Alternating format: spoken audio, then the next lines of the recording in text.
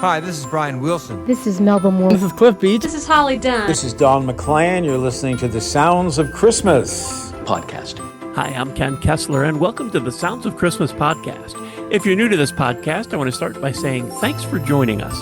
If you're not new, welcome back. Either way, I'm glad you're here. Now, to avoid any confusion, I want to start off by saying there won't be any music played here. This is a place for conversation. I'll talk about Christmas music and some related topics, sometimes by myself and sometimes with guests. If you're looking for music, just go to soundsofchristmas.com and click on the tree or the player on the front page or on the Listen Now page. We play the best variety of Christmas music all year long. Well, except in October, when we play the best variety of Halloween music. As we move through March and into spring, getting those doses of Christmas spirit seems a little difficult, at least for me, since Christmas is so far away. Chances are, if you're listening to this podcast, you might be feeling that too. I listen to the Sounds of Christmas station every day, and that does help, but some days I need a little more. If you're on Facebook, you've probably seen at least one of those things going around that are some sort of 10-day challenge. Music, movies, books, TV shows. The gist of it is that you're supposed to post once a day a picture of one of those things, whichever challenge it is, each day for 10 days, tagging others to do the same. The items you picked are supposed to be things that had some kind of influence on you, made some kind of difference in your life, or at least were things that you loved. You aren't supposed to say anything apart from the bit about the 10-day challenge, no naming the item or where it came from or why you picked it, just the picture. I thought maybe I'd try something like that on the social media pages for the Sounds of Christmas. I didn't want to do music, even though that seems the most obvious, but since so many artists have advertised on the Sounds of Christmas station over the years, I didn't want to exclude anybody, and I didn't think it was right to skip all of them, as Mannheim Steamroller helped me launch the station in the first place and kept it going for those first few years. I thought movies might be a better option, but I didn't want to pick my 10 favorite Christmas movies, since there are already so many lists of top Christmas movies. Mine probably wouldn't stray much from lists others have already made. Then I thought it might be fun to use movies that aren't necessarily Christmas movies, but have a little dose of Christmas in them. And since these days I'm kind of feeling like I could use a little dose of Christmas, I thought that would be fun. I started this last week, but I thought I'd go ahead and mention all 10 of my picks just in case you were feeling the same and wanted to watch a movie that might give you a little dose of Christmas spirit, even though I haven't posted all of those pictures yet. And since I can't show the pictures to you on this podcast, I'll go ahead and break the rules and tell you a little about them and why I picked them. I started with Gremlins. That really is a Christmas movie, so I kind of started off breaking my own rules, but it's not usually on Christmas movie lists, so I thought it was a good place to start. For those who don't know, Gremlins was a 1984 movie that was set at Christmas time. The premise is that a dad, played by Hoyt Axton, winds up in a mysterious Chinatown store and buys a cute but strange animal for his son as a Christmas present. I gotta have him. He's incredible. Tell you what I'll do. I'll give you $100 for him. No. Look, I've got to have him. It's a present for my son for Christmas. It's exactly what I've been looking for, and I've been everywhere. I'll give you $200. That's $200. I'm sorry. Mogwai, not for sale. While that animal was cute, it begets others that are not so cute, and those that aren't so cute wreak havoc on the small town. Gremlins is also a really violent movie and was one of the reasons that the Motion Picture Association of America introduced the PG-13 rating.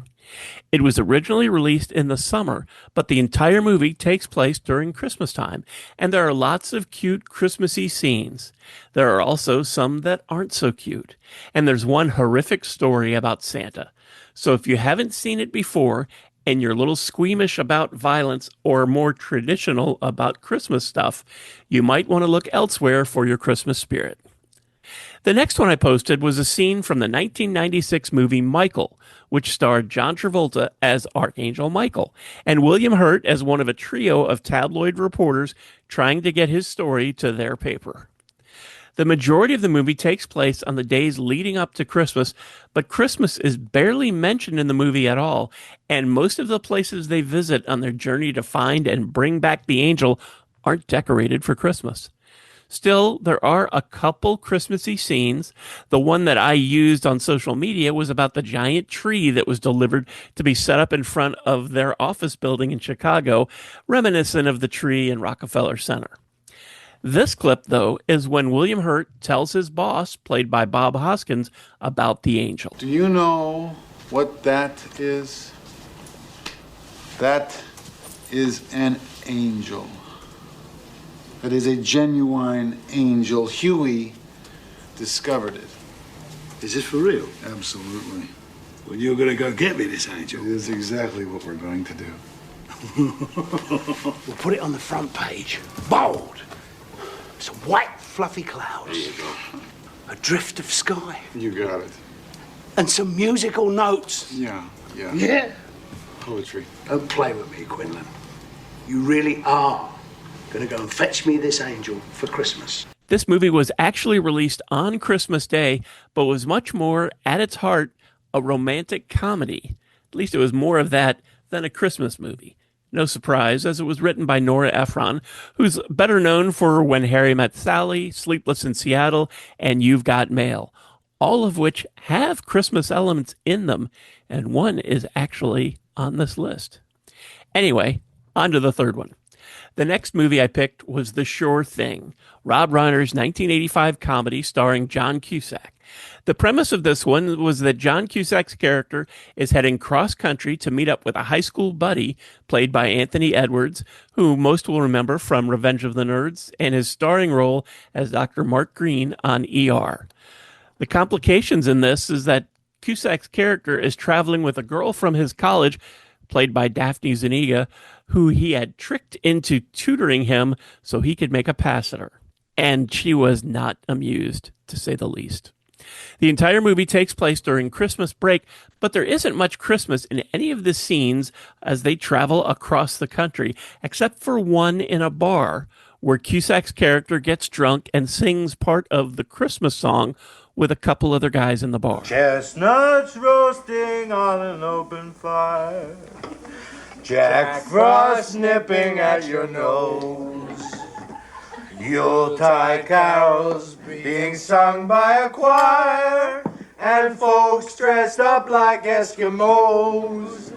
Everybody knows that turkey and some mistletoe. That's the scene I used for the picture that I posted. The movie originally came out in March, and other than the scene I mentioned, really has no Christmas in it. If you haven't seen it, it probably looks like it might be a teen sex comedy, but it's actually a pretty smart rom-com. The fourth movie on my list is Catch Me If You Can, which starred Leonardo DiCaprio and Tom Hanks. DiCaprio is a con man, and Hanks is the FBI agent on his trail in this 2002 Steven Spielberg movie. There are actually several Christmas scenes in the movie. The picture that I posted is from a scene on Christmas Eve when DiCaprio's character is on the run and heads to his mother's house, looking in the window at the Christmas scene inside while authorities arrive behind him to take him away.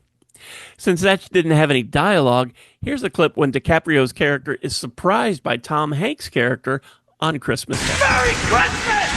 How is it that we're always talking on Christmas, Carl? Every Christmas, I'm talking to you! This is another one that opened on Christmas Day, but really has nothing to do with Christmas apart from a few scenes. My fifth pick is the Nicolas Cage movie Family Man. This one came out a few days before Christmas in 2000 and is often touted as a twist on It's a Wonderful Life. Don Cheadle plays a Clarence-like character, sort of, giving Cage's character what he calls a glimpse of a life he could have had.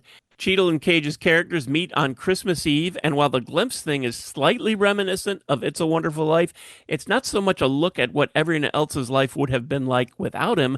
It's more of a glimpse of what his life could have been if he'd made a different choice about a significant event in his past. The photo that I posted was part of the interaction between Cage and Cheadle's characters on Christmas Eve. Are you actually trying to save me? This is bananas. This man thinks I need to be saved, yo! Everybody needs something. Yeah? Well, what do you need, Jack? Me. You just said everybody needs something. I got everything I need. Wow. It must be great being you. You know, I'm going to really enjoy this. You just remember that you did this, Jack, okay? You brought this on yourself. Merry Christmas. Next is Batman Returns. This 1992 movie starred Michael Keaton as Batman, Michelle Pfeiffer as Catwoman, Danny DeVito as the Penguin, and Christopher Walken as Max Schreck. The movie really has nothing to do with Christmas other than taking place during the week or two, maybe more, before Christmas. The photo that I chose was from the tree lighting in Gotham City. This was a summertime blockbuster, not a Christmas movie, but it does end with Alfred and Batman exchanging Merry Christmases. Well, come what may. Merry Christmas, Mr. Wayne. Merry Christmas, Alfred.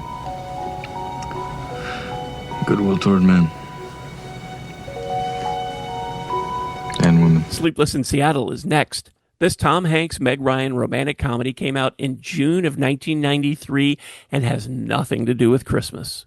The early part of the movie takes place on Christmas Eve, and the photo I posted shows Tom Hanks and Ross Malinger, who played his son, on a couch, both on the phone.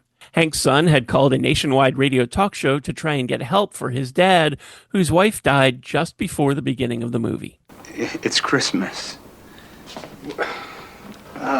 Maggie, my wife, she really did it. She made everything beautiful. There's another cute Christmassy scene where Meg Ryan is driving, singing along with Christmas songs on the radio, but I think that's really about it. The rest of the movie takes place over the next couple of months leading up to Valentine's Day. We're up to number 8 on my list. This one is the 1958 movie Bell, Book and Candle.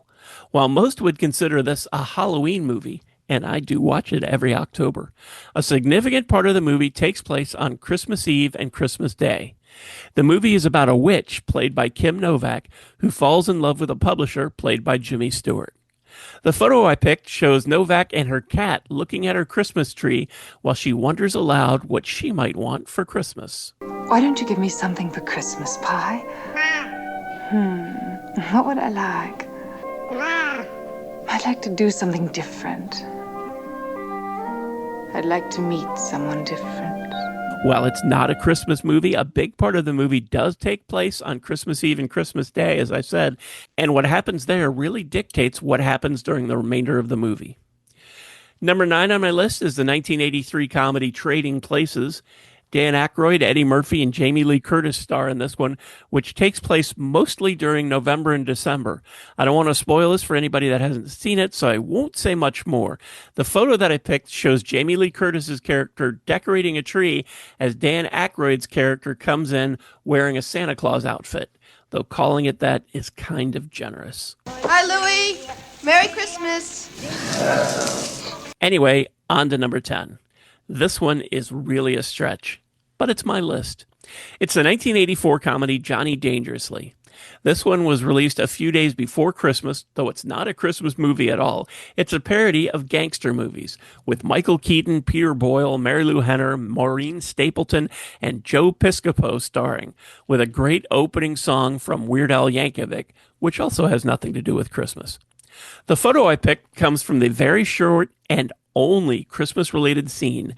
Michael Keaton's character narrates quite a bit of the movie, and, well, here it is. The Dundee Gang was a lot more fun. Sure, we did illegal things, but we never bothered the general public, and every Christmas, Jocko always returned a little cash back to the community. In that scene, you see Peter Boyle and other members of his gang in Santa hats gift-wrapping stacks of cash. That 10 seconds is the only Christmassy part of the entire movie. Still, it gives me that little spark of Christmas spirit, and again, it's my list. I've been posting these pictures on social media, though some haven't quite made it there yet. And if this sounds like something fun you'd like to do, please follow along and make your own lists. And if you'd like, tag me so I can join in your fun. Anyway, I hope it gives you a little bit of Christmas spirit, even in March. Thanks so much for listening, helping me share some Christmas spirit, and for continuing to support the Sounds of Christmas station and podcast. I already told you how to listen to the station, and you're listening to the podcast now, so my work here is just about done. All of our episodes are available on the Sounds of Christmas website. Just click the podcast tab. And we also have a Linktree page that lists most, if not all, of the sites that stream the Sounds of Christmas podcast. And I'll put a link to that down in the show notes so you can click on that, find your favorite, click on over, and then subscribe, and you'll never miss another episode. If you have comments or suggestions on this episode, previous episodes, or the Sounds of Christmas station, feel free to reach out to me on social media or through the website. Thanks again, and may you always believe in Santa Claus.